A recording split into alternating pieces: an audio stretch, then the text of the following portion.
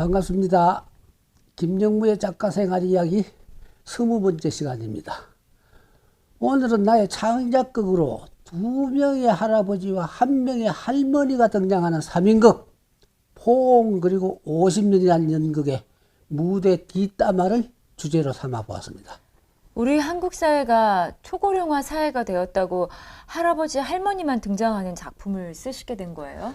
현수연 씨는 방금 작품의 집필 동기를 물어본 셈이 되는데, 작가의 입장에서는 애초에 고령화 사회라는 문제의식만 안고 이 작품을 구상하려 들지는 않았어요.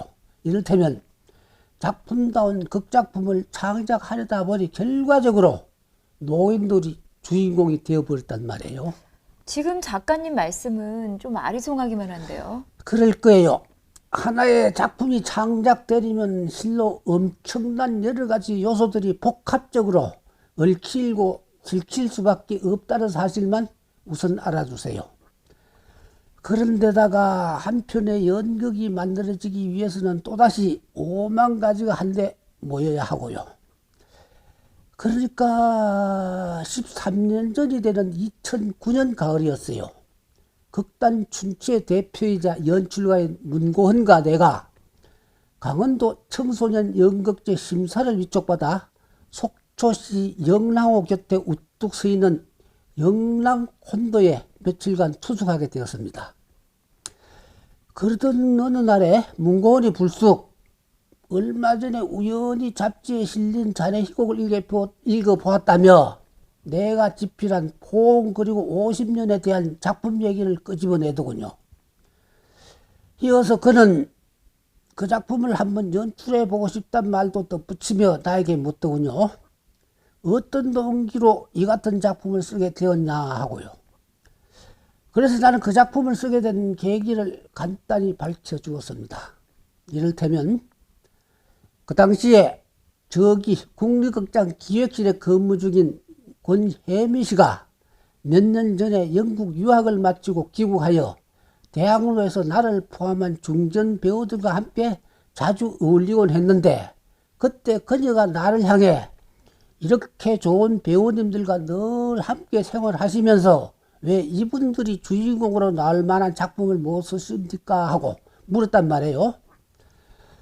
그와 동시에 2, 3인이 등장하는 소극장용 작품을 한 편 써주시면 제가 기획해 보고 싶습니다 하는 말도 했고, 하지만 작품을 써야지 한다고 해서 작품이 쓰여지는 것이 아니어서 미적미적 하는 동안 3년이 흘러갔어요. 그러다 어느 날 TV를 보다가 북한에서 탈출한 국군 포로의 실화를 접하게 되었던 거예요. 그날 밤에 비로소 나는 작품을 구상하기 시작했다는 정도의 내용이었습니다. 그렇다면 이렇게 되는 거예요? 작품이 드디어 탈고되기는 했는데 작품을 써달라던 권혜미 씨는 국립극장 기획실에 근무하고 있어서 그분한테는 작품을 줄 수 없었다. 뭐 그런 꼴이 되기도 했는데 그럴 경우는 흘러있는 일이어서 사실은 이야기거리가 되지도 않을 거예요. 어쨌거나 문고헌과 나는 영랑콘도에 앉아 캐스팅 작업에 돌입하게 되었습니다. 시쳇말로 드라마를 제작함에 있어서는 캐스팅 작업이 전체 작품 제작의 50%를 차지한다고 한답니다. 그만큼 캐스팅 작업이 어렵고 중요하다는 뜻일 거예요. 아시다시피 주연 배우를 누구로 캐스팅하느냐에 따라 그 작품이 죽을 수도 있고 살 수도 있으니까요. 작품의 줄기는 아주 심플하게 짝이 없었습니다. 6.25 전쟁 중에 포로가 되어서 북으로 끌려간 지 50여 년 만에 간신히 남한으로 탈출한 어느 국군의 소원은 신혼 일주일 만에 생이별을 하게 되었던 옛 아내를 한번 만나보는 것이었습니다. 그런데 그 아내는 40여 년 전에 재혼을 했고 그녀의 남편은 아직 살아 있었습니다. TV를 통해 50여 년 만에 탈북을 한 그 국군의 애절한 사연을 듣게 된 남편은 결혼 40주년을 맞는 날에 아내 모르게 그 국군을 자기 집으로 초청합니다. 그렇게 70대 노인 3인의 대면이 이루어지면서 반백년간 엇갈렸던 그들 세 노인의 애정과 고뇌와 갈등 등이 실타래처럼 들려집니다. 그래서 캐스팅 작업이 어떻게 된 거예요? 문고은이 북한을 탈출한 국군 포로 역으로 정진을 생각하고 현재의 남편 역으로 최종원을 추천하며 나의 의견을 묻더군요. 원래 캐스팅의 권한은 전적으로 연출자에게 있지만 작가의 의견도 곧잘 감안하게 되기도 하죠. 나는 흔쾌히 좋다 하는 대답을 해주었습니다. 문고은과 그 두 사람의 관계는 잘 모를 일이지만 나의 기억 속에 입력되어 있는 그분들의 이미지는 그야말로 베리 굿이었으니까요. 내가 인연 타령 91이라는 책에서 그린 바가 있는 정진에 대한 글 일부분을 현수연 씨가 한번 읽어봐요. 네, 작가님.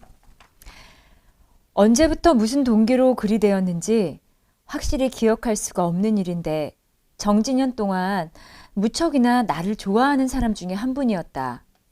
어차피 연극 동지가 되었기에 굳이 따질 필요조차 없을 것 같으니 그저 나는 그 형의 연기력을 좋아했고 그 형은 나의 작품에 호감을 가졌다고 해버리면 될 것도 같다. 정진 형은 신봉승 극본, 이병훈 연출의 TV 드라마 조선 왕조 500년 설중매 편에서 비록 칠삭둥이로 태어났지만 영의정이 되어 왕조의 운명을 한 손에 거머쥐게 된 한 명의 역을 맡아 열연한 바가 있었다. 그리하여 1985년도에 제21회 백상예술대상을 수상하기도 했었다. 그 형의 출연으로 인해 나 또한 그 드라마의 열렬한 팬이 되기도 했었다. 물론 동국대학 연극영화과 출신이었던 정진형은 TV 탤런트가 되어 대중적인 인기를 얻기 훨씬 이전부터 줄곧 연극배우로 활약했고 연출가 이완호 형과 극작가 조원석 씨, 배우 유민석 씨, 윤병훈 씨 등과 함께 안평선 선생이 대표로 되어 있는 극단, 제작 극회의 멤버가 되기도 했다. 내가 정진형을 진심으로 좋아하게 된 까닭은 그 형의 철저한 연극의식 때문이었는지도 모를 일이었다. 이른바 TV 탤런트로 인기를 좀 끌게 되면 연극계를 등지고 마는 배우들이 한두 사람이 아니었고 대중적인 인기로 돈을 벌게 된 탤런트들은 또 대부분 술집 내지 식당 등을 개업하기에 바빴는데 정진형은 한 명이 역을 맡아 번 돈으로 인천에 소극장을 만들어 연극 활동을 계속하려 들었다. 들리는 소문에 의하자니 소극장을 운영하다가 3억 여원을 날렸다기에 그 마음을 번연히 알면서도 내가 왜 그런 바보짓을 했느냐고 물었을 때 그 형은 희죽희죽 웃으면서 내가 바보란 걸 아직 넌 몰랐냐? 하는 말로 얼버무리기만 했다. 연극으로 인해 날린 돈은 아까워할 까닭이 전혀 없다는 뜻이었다. 남편 역을 맡게 된 배우 최종원은 서울예술대학 연극학과 출신으로 늘 검정색 차이나 스타일의 옷차림을 즐겼습니다. 배우 최종원에 관한 얘기도 하려고 들면은 끝이 없을 것 같은데 내가 최종원을 좋아하는 까닭은 세속적인 이해타산에서 비롯되었거나 피치 못할 어떤 인연에 의해서도 아니었습니다. 한마디로 나는 때묻지 않은 그의 촌놈 근성을 좋아할 수밖에 없었습니다. 촌놈 근성이란 말을 그가 싫어한다 해도 어쩔 수 없는 일이기도 합니다만 나의 주관이니까요. 반세기 동안 내가 최종원을 가까이서 지켜본 셈이 되는데 그는 톱클래스 연기자의 18대 국회의원의 한국연극협회 이사장을 역임하는 등 여러 부문에서 두각을 나타내기도 했지만 그는 한결같은 배짱으로 강원도 삼척 탄광의 촌놈 기질의 순수성을 결코 잃지 않고 있었습니다. 아마 내가 촌놈이기에 촌놈인 그를 알아보게 되었는지도 모를 일이었습니다. 그 작품에 나오는 할머니는 서건순 선생님이셨죠? 그때까지 나는 서건순 여사에 관해서는 아무것도 몰랐습니다. TV 탤런트라는 것밖에는. 내가 서건순 여사는 모르겠다는 말을 하자 문고은은 나름대로 자세히 그녀를 나에게 소개하더군요. 1969년도에 MBC 공채 탤런트 1기라는 사실부터 그녀가 출연한 TV 드라마 타이틀을 줄줄이 읊어주면서요. 그랬는데 내가 서건순 여사에게 호감을 갖게 된 결정적인 동기는 서 여사가 실험극장에서 10여 년간 연극에만 전념했던 경력이 있다는 사실을 전해 들었기 때문이었습니다.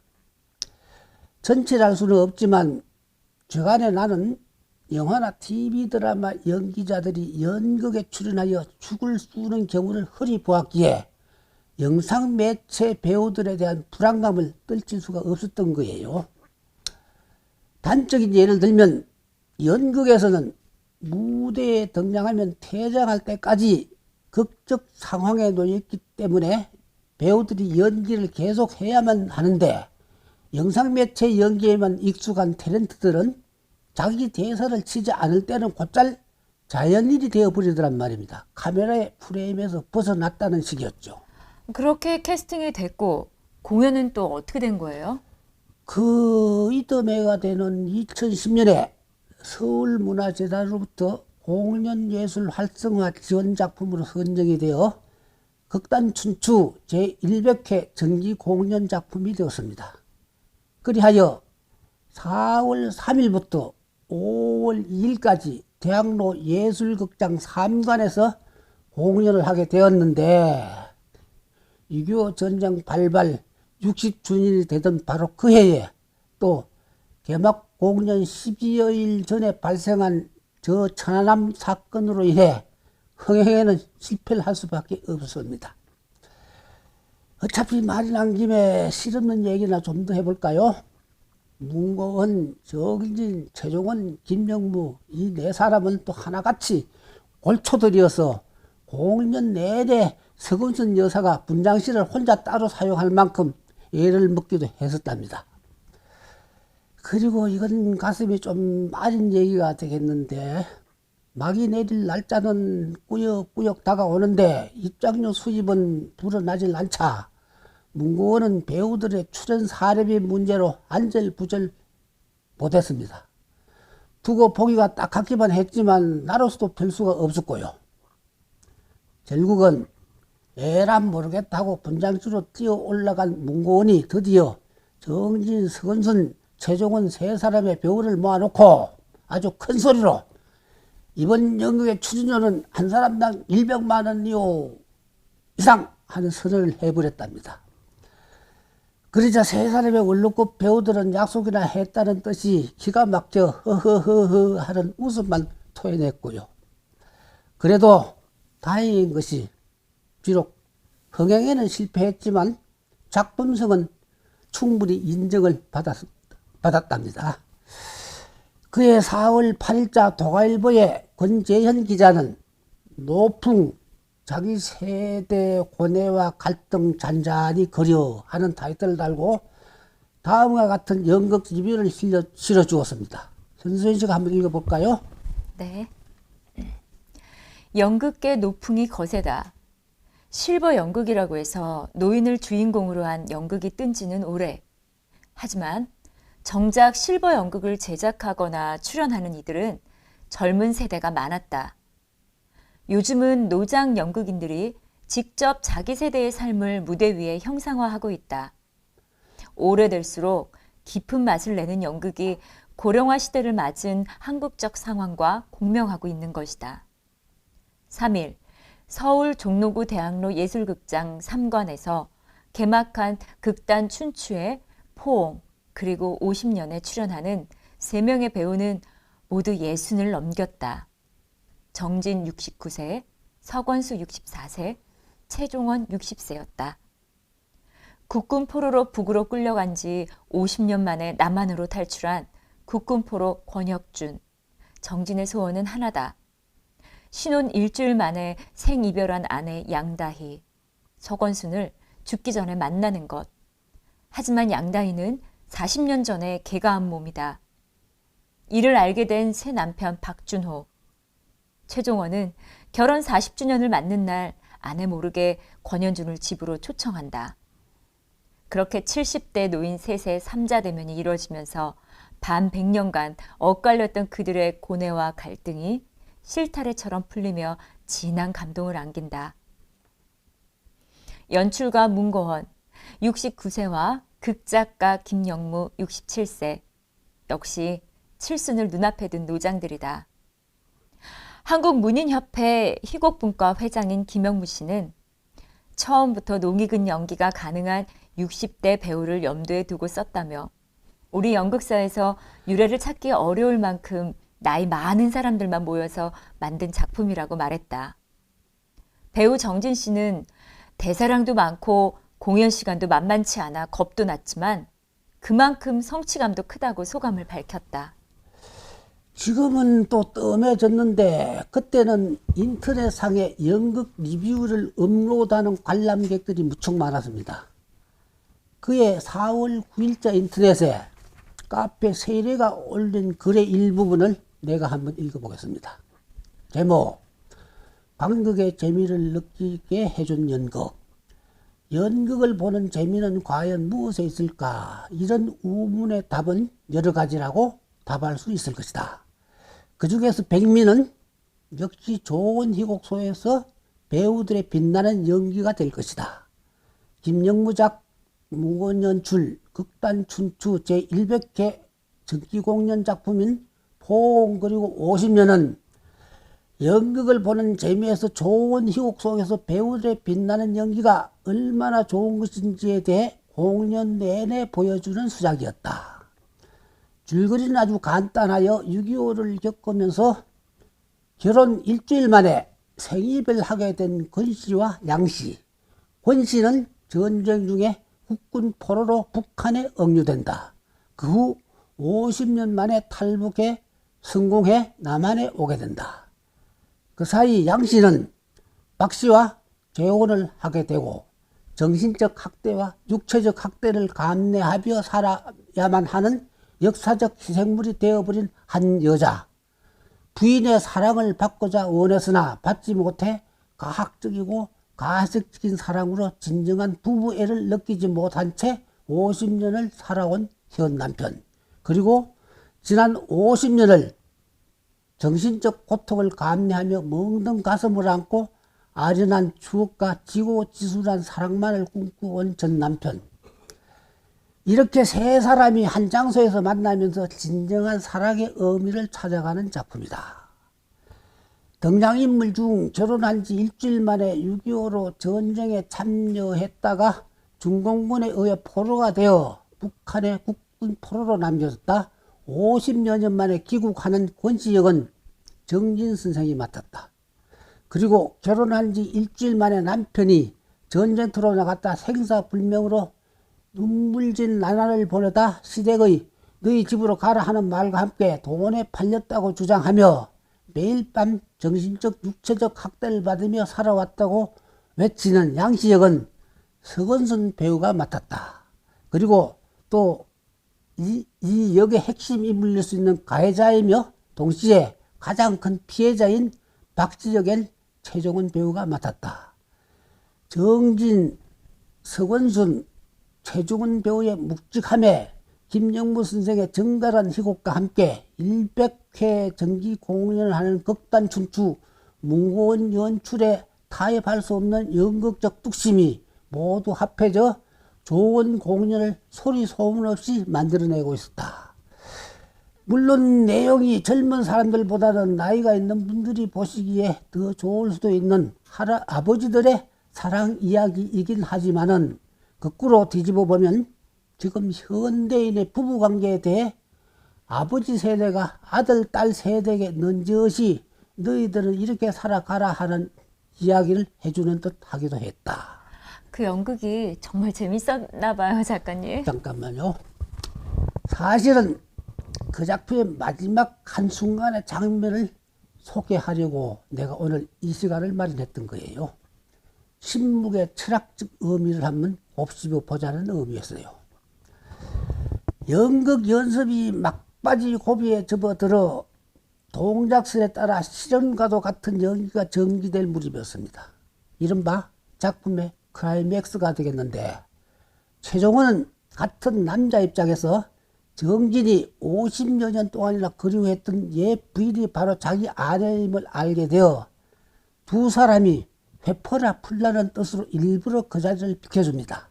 그리하여 50여 년 만에 서건순이 옛 남편인 정진과 1대1로 마주서게 됩니다. 연출가 문고은은 실로 극적인 그 장면에서 그야말로 멋진 대사가 흘러나와야 하지 않겠냐며 욕심을 부리기 시작했어요. 그리하여 밤새껏 따낸 속된 말로 죽여줄 명대사들을 써와서 그 원고들을 배우들에게 나누어 주었습니다. 문고훈이 던져준 새로운 대사를 정진과 서건순이 부지런하게 외워서 다시 연습에 임했습니다. 근데 내가 가만히 모니터링 해보니 그 장면이 오히려 축 처지기만 했습니다. 형, 아무래도 안 되겠는데요? 안 되다니.